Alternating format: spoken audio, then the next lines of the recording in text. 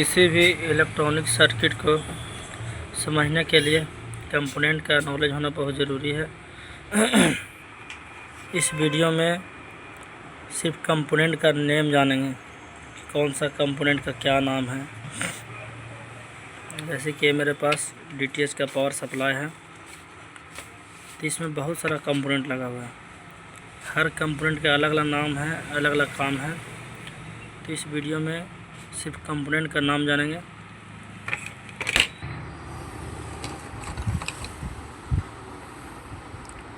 ये जो मेरा हो गया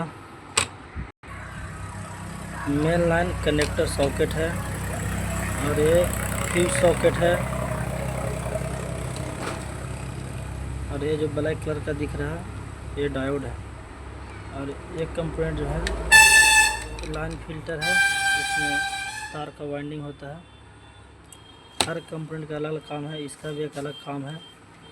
ये रेजिस्टेंस है, ये भी रेजिस्टेंस है, ये डायोड है, ये भी रेजिस्टेंस है। ये जो है PF है, ये भी डायोड है, और ये जो है कैपेसिटर है, और ये भी PF है, और ये भी PF है। और ये जो है IC लगा हुआ है, 8 पिन का IC है। इस IC का काम है, ये पूरा एक ट्रांसफार्मर को ड्राइव करता है IC। ये मेरा हो गया मेन लाइन फिल्टर कैपेसिटर। ये है 47 UF 450 वोल्ट इसका वैल्यू है। हर कंपोनेंट का अलग अलग काम है, अलग अलग वैल्यू है। और ये जो है ऑप्टो कपलर IC है, इसका नंबर है 817C। ये भी एक PF लगा हुआ है। ये एक ट्रांजिस्टर है, इसका नंबर रहता है TL 431। और यहाँ से जो है यहाँ तक डायोड लगा हुआ है। हर डायोड का साइज अलग अलग है, हर डायोड का नंबर अलग अलग है। काम एक ही है, डायोड का काम जो है एक ही है, लेकिन अलग अलग नंबर के अनुसार ये साइज मोटा पतला है।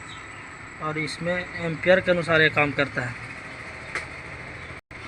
कि इसमें कैसा कंजप्शन है, उस अनुसार ही डायोड को लगाया जाता है। किस लाइन में कितना कंजप्शन है, उसी अनुसार वैल्यू को चेंज किया जाता है। ये जो सारा लगा हुआ है, एक कैपेसिटर लगा हुआ है, ये भी अलग अलग वैल्यू का इसमें लगा हुआ है, अलग अलग वोल्टेज का। और एक है कॉइल, ये मेरा कॉइल है। इसमें 2 पार्ट होता है, किसी भी पावर सप्लाई में 2 पार्ट होता है, पहला प्राइमरी, दूसरा सेकेंडरी। ट्रांसफार्मर का जो इस साइड हो गया, ये मेरा प्राइमरी साइड हो गया, और इसका दूसरा साइड जो हो गया वो सेकेंडरी साइड हो गया। इसकी स्विच को भी देख सकते हैं, यहाँ पे बॉर्डर बनाया हुआ है। ये ट्रांसफार्मर का इस साइड है, छूने से कहीं भी करंट लग सकता है, लेकिन सेकेंडरी साइड इस DTH में छूने से करंट नहीं लगेगा। ये हो गया DTH का पावर सप्लाई। और मेरे पास एक सप्लाई है, ये रहा। इसमें भी अलग अलग कंपोनेंट लगा हुआ है। लमसम में कुछ कुछ कंपोनेंट मिलता जुलता रहेगा। जैसे कि ये मेरा हो गया मेन लाइन कनेक्टर, इसके बाद ये भी मेरा लाइन फिल्टर लगा हुआ है।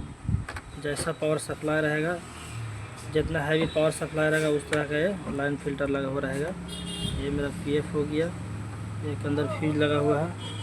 ये भी एक OBP IC की तरह काम करता है, ये भी PF है, ओवर वोल्टेज प्रोटेक्शन। एक तरह से इसको OBP भी बोल सकते हैं। ये हो गया मेन कैपेसिटर। और इसमें जो पावर सप्लाई बनाया गया है, ये MOSFET के द्वारा बनाया गया था। ये हो गया ड्राइव IC, और यहाँ पे एक MOSFET लगाया हुआ था। इसमें डबल ऑप्टो कपलर लगा हुआ है। ये भी मेरा ट्रांसफार्मर हो गया, इसका भी प्राइमरी सेकेंडरी साइड होता है। तो ट्रांसफार्मर के इस साइड हो गया मेरा प्राइमरी हो गया, और इस साइड जो हो गया जो वोल्टेज आउटपुट कर रहा है उस साइड सेकेंडरी हो गया। कुछ इसमें असेंबली कंपोनेंट भी लगा हुआ है, इसके बारे में भी आगे बताएंगे। सेकेंडरी सेक्शन में ये मेरा हो गया कैपेसिटर, और एक ट्रांजिस्टर की तरह डायोड लगा हुआ है। इसमें दोनों साइड वाला पिन से वोल्टेज इनपुट होता है, और बीच से आउटपुट होता है। और एक छोटा सा LED बल्ब लगा हुआ है। तो पावर सप्लाई ओके होगा तो ये बल्ब ग्लो करेगा, जलेगा। इसके बैक साइड में कुछ कंपोनेंट असेंबली लगा हुआ है, इसके बारे में भी जानेंगे। जैसे ब्लैक कलर का है, ये डायोड हो गया। एक साइड इसका पट्टी साइड बना हुआ रहता है, ये डायोड हो गया। ये रेजिस्टेंस हो गया। देखो यहाँ पे रेजिस्टेंस जो है 104 नंबर का है, इसका वैल्यू कुछ और है।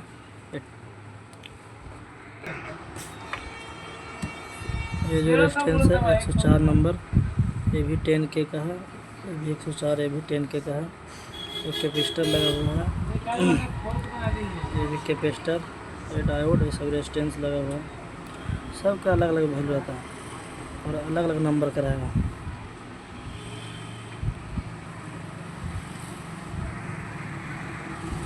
ये भी डायोड, कैपेसिटर, रेजिस्टेंस, एक यहाँ पे एक ट्रांजिस्टर लगा हुआ है। अब की बार जो वीडियो बनाएंगे उसमें ट्रांजिस्टर डायोड कैसे चेक होता है, इस तरह का वीडियो रहेगा।